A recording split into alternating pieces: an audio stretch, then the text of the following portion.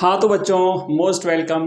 देखिए इंग्लिश का exam complete हो चुका है, ज्योग्राफी का एग्ज़ाम भी कंप्लीट हो चुका है और अब हमारा नेक्स्ट जो एग्ज़ाम है वो है हिंदी कंपलसरी का। और हिंदी कंपलसरी की तैयारी अब हम स्टार्ट करने जा रहे हैं आज से ही।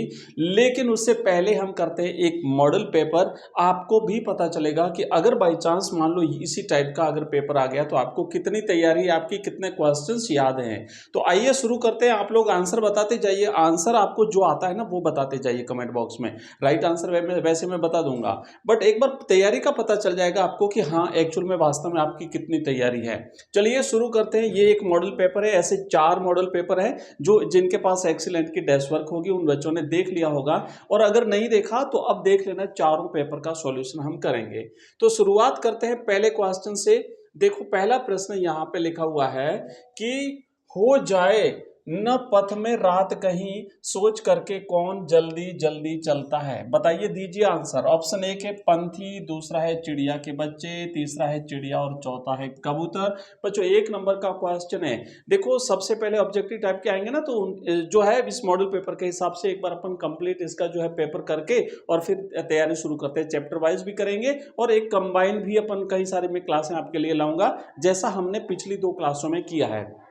तो जिन बच्चों का आंसर अगर पंथी है तो आपका आंसर करेक्ट है बच्चों, और इसके अलावा अगर किसी ने कोई आंसर कर दिया है दूसरा तो उसे सुधार लीजिए कि हो जाए न पथ में रात कहीं, यह सोच दिन का पंथी भी जल्दी जल्दी चलता है, दिन जल्दी जल्दी ढलता है। तो ये राइट आंसर है, ये सोच दिन का पंथी भी जल्दी जल्दी चलता है। तो ऑप्शन एक इसका करेक्ट आंसर है। दूसरा क्वेश्चन है, उषा का जादू किसके उदय होने पर अथवा किससे टूटता है। तो उषा का जादू अब टूट रहा है क्योंकि कवि कह रहा है सूर्योदय हो रहा है। तो जैसे ही सूर्य का उदय होता है बच्चों, सूर्य के उदय होने के साथ ही आसमान में वो जो जादू चल रहा था, भिन्न भिन्न प्रकार के दृश्य कवि के सामने उपस्थित हो रहे थे, वो बिल्कुल टूट जाते हैं क्योंकि अंधेरा छट जाता है, प्रकाश फैल जाता है। तीसरा क्वेश्चन है, बगुलों के पंख कविता में सांझ की सतेज श्वेत काया क्या कर रही है। ऑप्शन एक है तैर रही है, कि ऑप्शन दो है उड़ रही है, कि ऑप्शन तीन है भाग रही है, कि ऑप्शन चार है नहा रही है। बताइए बच्चों क्या है आपका आंसर। और जिन बच्चों ने कहा है कि तैर रही है उनका आंसर करेक्ट है। बाकी अगर आपने कुछ सोचा है या आंसर दिया है तो आपका गलत है। तैर रही है तो तैरती हुई है, इसलिए ऑप्शन एक इसका करेक्ट आंसर है। नेक्स्ट चौथा प्रश्न, खोटे सिक्कों की टकसाल कहा गया है। किसको कहा है, भक्तिन को, जेठानी को, विमाता को या फिर माता को। तो बच्चों करेक्ट आंसर है कि भक्तिन जिसकी तीन तीन पुत्रियों का जन्म हुआ था इसीलिए उसे खोटे सिक्कों की टकसाल कहा गया है। ऑप्शन अ क्वेश्चन का सही जवाब है। नेक्स्ट प्रश्न देखिए, लेखक के अनुसार पाखंड है काले मेगा पानी दे पाठ में से ये प्रश्न है क्या है। पूजा पाठ करना पाखंड है, मंदिरों में जाना पाखंड है, गंगा स्नान करना पाखंड है या फिर इंद्र सेना पर पानी फेंकना पाखंड है। तो बच्चों लेखक ये कहता है कि इंद्र सेना पर ये जो पानी फेंका जा रहा है, क्योंकि भयंकर अकाल पड़ा हुआ है, बूंद बूंद पानी की आवश्यकता है और इधर बाल्टियां भर भर के पानी ढोला जा रहा है, तो इंद्र सेना पर पानी फेंकना बच्चों लेखक के अनुसार पाखंड है। अगला क्वेश्चन देखिए, शीरीष के वृक्ष पर फूल खिलना आरंभ होता है, कब होता है, बसंत ऋतु से, वर्षा ऋतु से, ग्रीष्म ऋतु से या शीरीष ऋतु से। तो बच्चों कवि यहाँ पे कहता है कि बसंत के आगमन से ही शीरीष पर फूल खिलना शुरू हो जाते हैं और फिर तो लदालद जो है वो फूल खिले हुए हैं, वर्ष भर जो है वो फूल खिले हुए रहते हैं। नेक्स्ट क्वेश्चन सातवां है, देवनागरी लिपि का जन्म हुआ था खरोष्ठी लिपि से, कुटिल लिपि से, ब्राह्मी लिपि से या शारदा लिपि से। तो बच्चों प्राचीन भारत में 2 लिपियां थी, एक ब्राह्मी थी दूसरी खरोष्ठी थी। ब्राह्मी लिपि से देवनागरी लिपि का विकास हुआ है। तो सही जवाब है हमारा ऑप्शन स ब्राह्मी लिपि, बाकी को मैं काट देता हूं।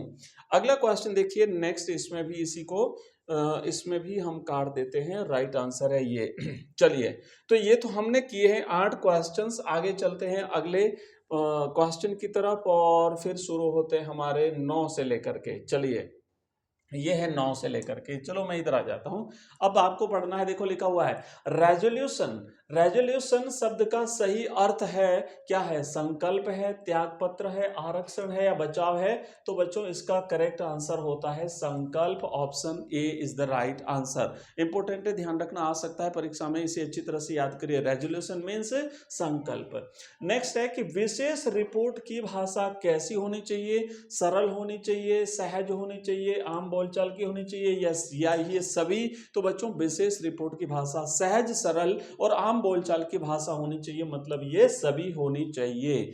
नेक्स्ट प्रश्न है उल्टा पिरामिड शैली किस लेखन शैली के बिल्कुल विपरीत है? मोस्ट इंपोर्टेंट क्वेश्चन है, ध्यान रखना। ऑप्शन एक है कथा लेखन, दूसरा है समाचार लेखन, तीसरा है कविता लेखन या फिर इनमें से कोई नहीं। तो समाचार लेखन में तो उल्टा पिरामिड शैली काम में ली जाती है। प्रश्न ये नहीं है, बल्कि प्रश्न ये है किसके विपरीत है?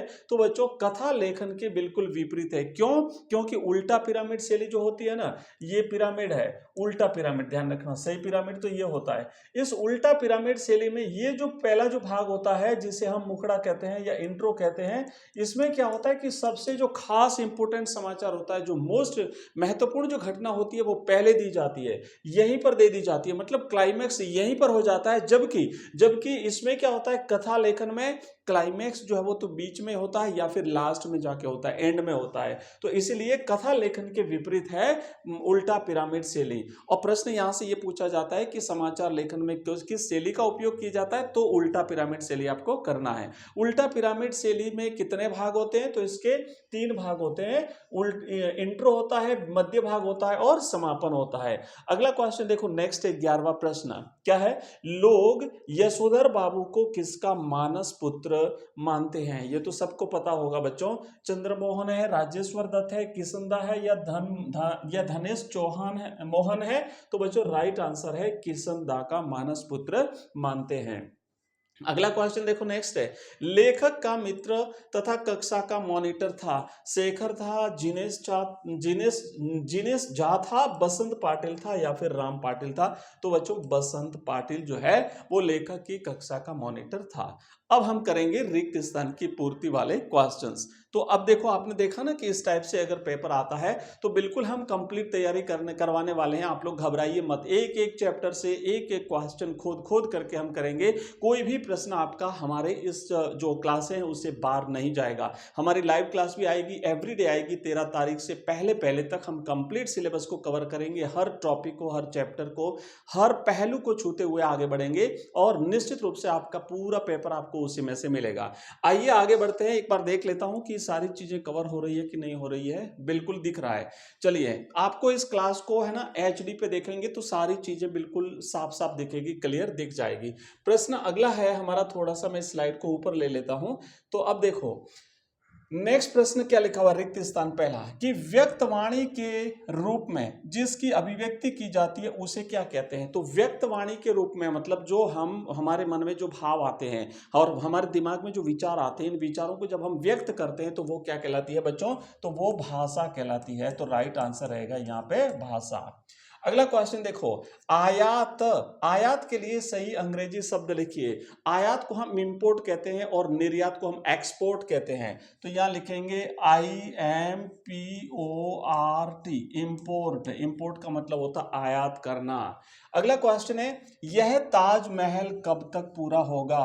अब देखो बच्चों थोड़ा समझिएगा, अगर हम इसे ताजमहल के संदर्भ में लें, भाई ताजमहल बन रहा होता ना तब तो ये अभिधा शब्द शक्ति थी, लेकिन ताजमहल तो बन चुका है। अब हो सकता है शायद कोई मकान बन रहा हो और व्यक्ति वहां पे उसके जैसा बन रहा हो, तो एक लाक्षणिक रूप से कह रहा है कि भाई ये ताजमहल कब पूरा होगा, तुम्हारा ये ताजमहल कब बनेगा? तो यहाँ पे लक्षणा शब्द शक्ति है, ध्यान रखना, ठीक है ना, यहाँ पे लक्षणा शब्द शक्ति है। अगला क्वेश्चन देखो कि जिस शब्द की जिस शक्ति से किसी शब्द के सबसे साधारण लोक प्रचलित अर्थ का बोध होता है उसे हम अभिधा शब्द शक्ति कहते हैं। अभिधा। तो यहाँ पे राइट आंसर होगा अभिधा शब्द शक्ति कहते हैं। मतलब सब 3 प्रकार के शब्द शक्तियां होती है। अभिधा जिसमें साधारण अर्थ निकलता हो, लक्षणा जिसमें लक्षणों के आधार पर अर्थ ग्रहण करना पड़ता हो, और फिर होती है तीसरी अभिधा लक्षणा और व्यंजना, जहां पे न तो मुख्य अर्थ आता है न लक्षण के आधार पर, और देश काल और परिस्थिति के हिसाब से अलग अलग संदर्भ में अलग अलग अर्थ ग्रहण करना पड़े तो वहां पे जो होती है वो व्यंजना शब्द शक्ति होती है। अभिधा के भी 2 भाग हैं, व्यंजना के भी 2 भाग हैं। नेक्स्ट मैं सारी चीजें क्लियर करूंगा, चिंता ना करें आप लोग।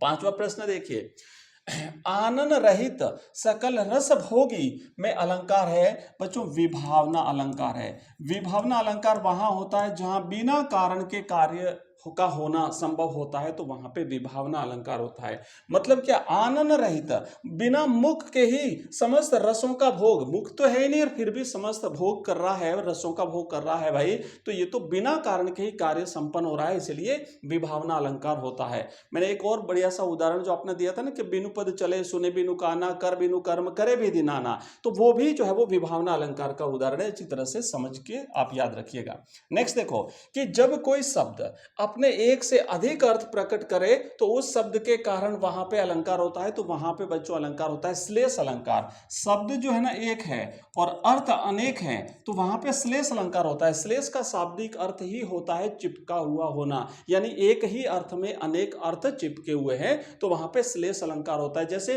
पानी गए न उबरे मोती मानस चोन, तो पानी एक शब्द है और उसके भिन्न भिन्न परिस्थितियों में 3 अलग अलग अर्थ हैं। मोती के लिए अलग है, मनुष्य के लिए अलग है और चोन के लिए उसका अलग अर्थ है। तो एक शब्द के अनेक अर्थ हैं, इसीलिए यहां पे श्लेष अलंकार होता है। एक होता है ना, देखो एक होता है जैसे कनक कनक ते सौगुनी मादकता अधिकाय, तो इसमें ध्यान रखना यमक अलंकार है, क्योंकि शब्द जितनी बार रिपीट होता है उतनी बार उसका अर्थ भिन्न होता है, वहां पे एक शब्द नहीं होता है, तो यहां पे श्लेष अलंकार होगा। ठीक है।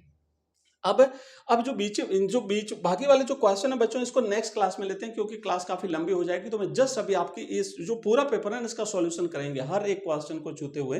तो बहुत ही जल्दी मिलते हैं अगली क्लास में। तब तक के लिए इस क्लास को पूरी तरह से आपको देखना है और अपने मित्रों के साथ भी इसे शेयर करना। ध्यान रखना, धीरे धीरे देखना, उतावल मत करना। सारे क्वेश्चन हमारे क्लास में से मिलेंगे, इतनी विद गारंटी कह रहा हूं, क्योंकि पिछले 2 एग्जाम्स आपने दिए हैं। जो बच्चे रेगुलर हैं, जो हमारे साथ जुड़े हुए हैं, उनको तो पता होगा कि हमारी क्लासों में से आपका पूरा पेपर कवर हो रहा है। निश्चित रूप से हम जितने हमारी टाइप की क्लासें होगी उसमें से आपका पूरा पेपर बनेगा, तो आप इन क्लास को जो है वो बिल्कुल गंभीरता से सीरियसली पढ़ेंगे, कंप्लीट पढ़ेंगे, अपने दोस्तों के साथ इसे शेयर करेंगे, क्लास को लाइक भी करेंगे और चैनल को अगर आपने अभी तक सब्सक्राइब नहीं किया तो सब्सक्राइब जरूर करेंगे। ये कंप्लीट जो पीडीएफ होती है बच्चों, इसकी पीडीएफ आपको हमारा व्हाट्सएप ग्रुप है जिस पे मिलेगी। नंबर लिख दीजिए 907962 और 989। इस नंबर पे आप हमें व्हाट्सएप मैसेज करेंगे तो आपको हमारे व्हाट्सएप ग्रुप का लिंक मिलेगा, टेलीग्राम चैनल का लिंक मिलेगा, आप उसे ज्वाइन कर लीजिए। वहां पे हम इसकी सारी पीडीएफ हमारी जो होती है वो शेयर करते हैं। हमारा ऐप का लिंक भी मिलेगा, अगर आप ज्वाइन करना चाहें तो कर सकते हैं, डाउनलोड करिएगा। वहां पे आपको सारे कोर्सेज भी मिलेंगे, स्टडी मटेरियल मिलेगा, बोर्ड एग्जाम्स के लिए प्रीवियस ईयर्स के पेपर्स मिलेंगे, बहुत कुछ आपको मिलेगा। तो मिलते हैं अगली क्लास में, तब तक के लिए जय हिंद, जय भारत।